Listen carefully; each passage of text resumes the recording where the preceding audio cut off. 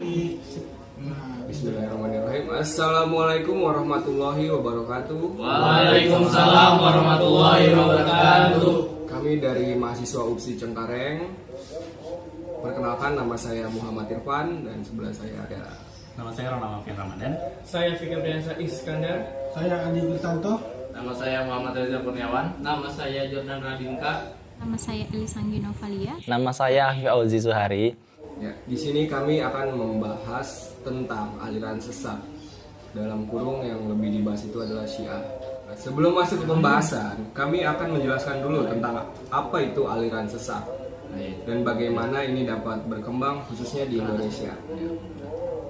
Di firman Allah tertulis bahwa tunjukilah kami jalan yang lurus, yaitu jalan orang-orang yang telah engkau beri nikmat kepada mereka, bukan jalan mereka yang dimurkai dan bukan pula jalan mereka yang sesat. Quran Surat Al-Fatihah ayat 6 dan 7. Langsung saja kita masuk ke pembahasan. Ya, adalah ajaran sesat atau aliran sesat. Menurut Oxford English Dictionary adalah pandangan atau doktrin teologis yang atau keagamaan yang dianggap berlawanan atau bertentangan dengan keyakinan. Dalam pengertian ini, ajaran sesat adalah pandangan atau doktrin dalam filsafat, politik, ilmu, seni, dan lain-lain yang berbeda dengan apa yang umumnya diakui sebagai yang berwibawa. Mereka semua percaya bahwa siapapun yang tidak sejalan dengan mereka bisa dianggap sesat. Di Indonesia sendiri, banyak sekali aliran sesat yang meresahkan dan sudah menjadi rahasia umum. Namun, dari banyaknya aliran sesat di Indonesia, kami hanya akan membahas. Pertama ada ajaran Salamullah yang dibawa oleh Lia Eden. Yang kedua ada Gavatar, Gerakan Fajar Nusantara, dipimpin oleh Ahmad Musadek.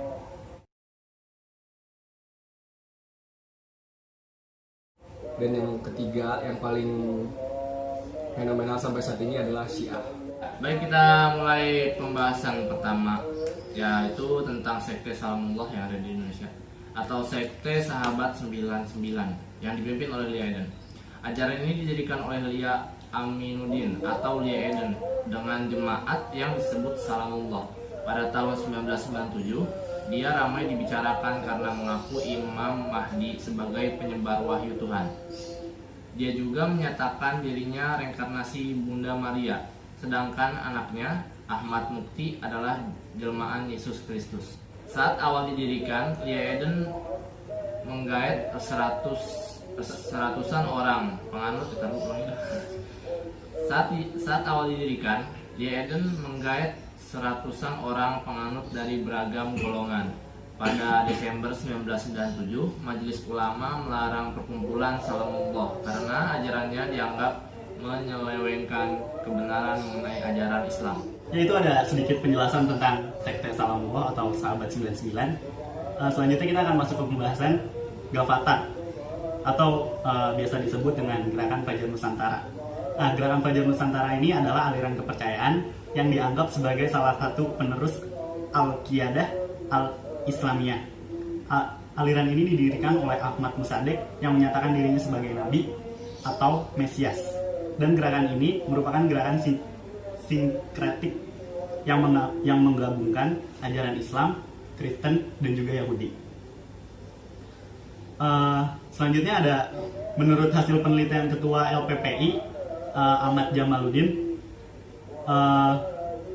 ajaran Al-Qiyadah Al-Islamiyah ini sebagai pengganti kalimat syahadat yang biasanya asyhadu alla ilaha illallah wa asyhadu anna muhammadar rasulullah, mereka ganti menjadi asyhadu an la ilaha illallah wa asyhadu anna al-masih al-ma'uda rasulullah, yang artinya aku bersaksi tiada Tuhan selain Allah dan aku bersaksi al-masih al-maw'ud adalah utusan Allah.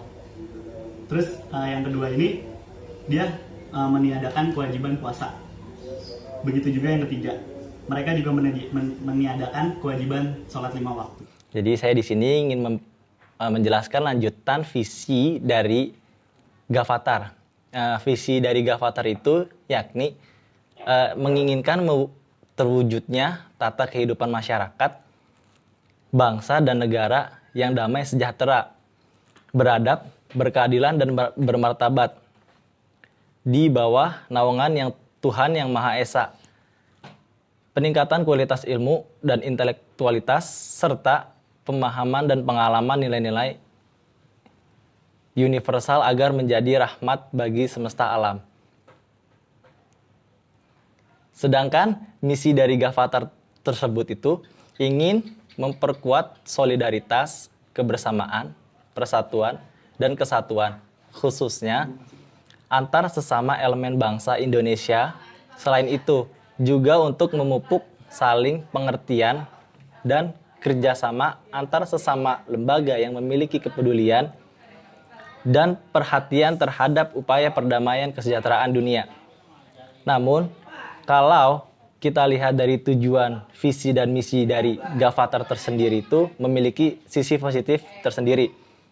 Namun, di balik sisi positif itu sendiri, ada beberapa hal yang tidak masuk dalam nalar pikiran kita atau memiliki ajaran yang tidak masuk di akal, seperti tidak mewajibkan sholat 5 waktu bagi pengikutnya, tidak mewajibkan puasa bagi pengikutnya, dan mempunyai syahadat yang berbeda.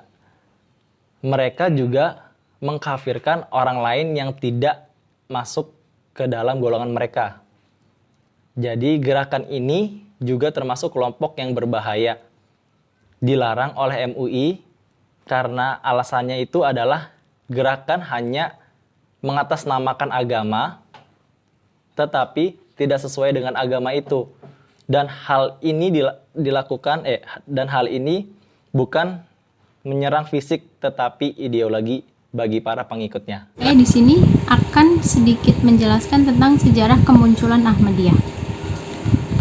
Ahmadiyah merupakan gerakan keagamaan dalam Islam yang didirikan oleh Mirza Ghulam Ahmad. Mirza sendiri adalah pemberian gelar yang diberikan kepada kaum Ningrat, keturunan raja-raja Islam dalam dinasti Mogul yang berasal dari Persia. Sebutan hadrat biasa diberikan kepada wujud-wujud suci atau pada alim Rabbani. Sebutan Ghulam merupakan nama family. Jadi, nama asli Mirza Ghulam Ahmad adalah Ahmad. Pada masa Mirza Ghulam Ahmad, terdapat berbagai perlawanan dalam Islam. Serangan itu datang dari golongan sekte Hindu, Arya Samaj, yang menjelek-jelekan pribadi Nabi Muhammad SAW, serta menjadikan orang Islam sebagai bulan-bulanan. Dia menangkis serangan demi serangan dengan artikel-artikel ke berbagai surat kabar. Dalam menangkis serangan itu, ia acap kali menerima ilham yang mengandung kabar gaib yang kelak menjadi sempurna pada waktunya. Ia juga menulis buku yang bernama Barahin Ahmadiyah yang terbit pada Mei 1879. Itu untuk yang jilid pertama. Dalam buku itu, ia mengungkapkan keluhuran dan keindahan Islam. Ia membuat tantangan bila seorang penganut agama lain dapat menampilkan keluhuran dan keindahan lebih dari Islam, maka ia akan bersedia memberikan hadiah sebesar 10.000 rupiah. Tidak ada satupun orang yang sanggup memenuhi tantangan itu. Pada tanggal 23 Maret 1889, ia dibaiat oleh orang-orang kotanya yang berjumlah kurang dari 40 orang untuk pertama kali. Di antaranya adalah Al-Hajj Maulvi Makim Nuruddin yang kelak menjadi Khalifah Al-Masih setelah Mirza Ghulam Ahmad wafat. Pada saat itulah ia dinyatakan sebagai peletak dasar pendirinya organisasi Al-Jamaah Al-Islamiyah Al-Ahmadiyah atau Jamaah Islam Ahmadiyah. Dan untuk yang kedua, ajaran-ajaran Islam. Menurut pandangan orang selain Ahmadiyah, sumber ajaran Ahmadiyah berasal Al-Quran. Al-Tazkirah yaitu buku yang memuat sajak-sajak buatan Mirza Ghulam Ahmad yang diyakini oleh para pengikutnya sebagai kitab suci yang diterima oleh Mirza Ghulam Ahmad dari Allah. Selain itu, ajaran Ahmadiyah juga bersumber pada hadis buatannya. Di dalamnya berisi petunjuk-petunjuk hukum-hukum perintah-perintah dan larang-larangan, halal haram, dan sebagainya yang semuanya adalah perkataan dari Mirza Ghulam Ahmad. Namun, mereka meyakininya sebagai hadis. Para jemaat Ahmadiyah meyakini bahwa kitab suci yang diturunkan Allah kepada Rasulnya berjumlah 5. Yang terakhir adalah kitab At-Tazkirah yang diturunkan kepada Mirza Ghulam Ahmad. Ahmadiyah awalnya memang didirikan di India pada abad ke-19.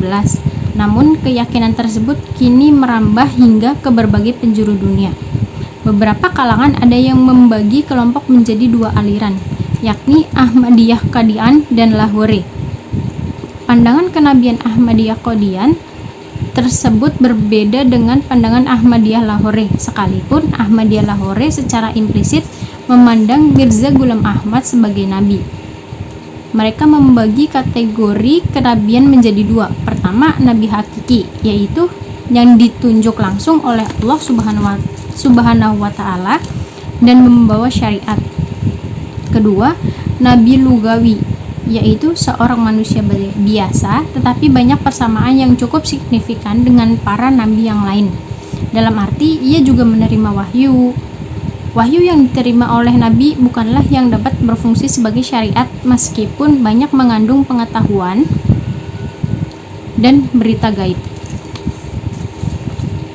Nabi dengan kategori ini sering juga disebut dengan nabi bukan hakiki. Selain ajaran di atas, terdapat berbagai macam ajaran-ajaran yang ada di Ahmadiyah yang tidak dapat dituangkan sekaligus dan panjang lebar, serta pernyataan-pernyataan di atas merupakan sebagian garis besar ajaran yang diajarkan dalam aliran yang didirikan oleh Mirza Ghulam Ahmad.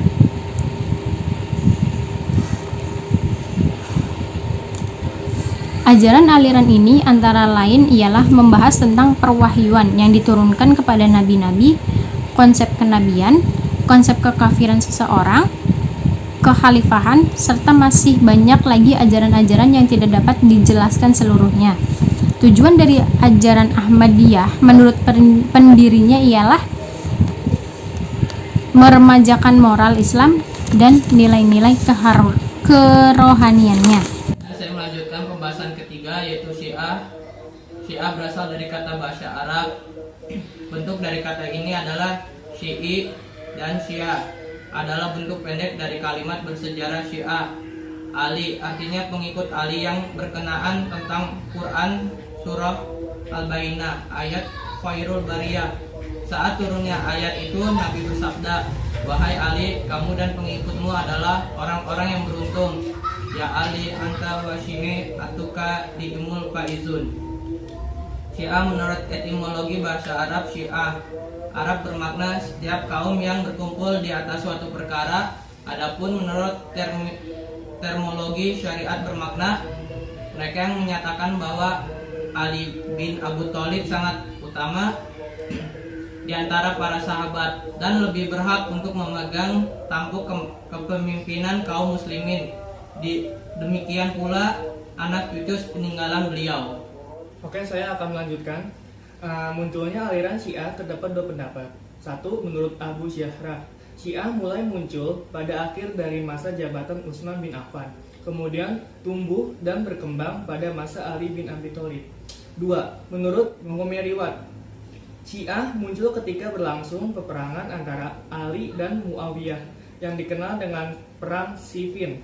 Dalam peperangan ini, sebagai respon atas penerimaan Ali terhadap arbitrase yang ditawarkan Muawiyah, pasukan Ali diceritakan terpecah menjadi 2. Satu pendukung sikap Ali, kelak disebut Syiah, dan kelompok lain menolak sikap Ali, lekak disebut Khawarij. Secara historis, pakar aliran Syiah terbentuk setelah wafatnya Nabi Muhammad, yakni ketika Abu Bakar terpilih sebagai khalifah pertama pada pertemuan Tazkiyah yang diselenggarakan di Dar al-Nadwa di Madinah. Pemilihan tersebut dilaksanakan secara tergesa-gesa sebagai wujud persaingan antara kelompok Ansor dan Muhajirin yang sempat mengancam pepecahan Islam. Oke, selanjutnya di Indonesia, Surya Dharma Ali selaku Menteri Agama di Gedung DPR pada tanggal 25 Januari 2012 menyatakan Majelis Ulama Indonesia dan Kementerian Agama menyatakan Syiah bukan Islam. Selain itu, pengurus besar Nahdlatul Ulama pernah mengeluarkan surat resmi tertanggal 14 Oktober 1997. Ditandatangani Rais Am Muhammad Ilyas Ruchihat dan Khatib Kiai Haji Dr. Andos Dawam Anwar yang mengingatkan kepada bangsa Indonesia agar tidak terkecoh oleh propaganda Syiah dan perlunya umat Islam Indonesia memahami perbedaan prinsip ajaran Syiah dengan Islam. Menteri Agama juga mengatakan Kementerian Agama mengeluarkan surat edaran tanggal 5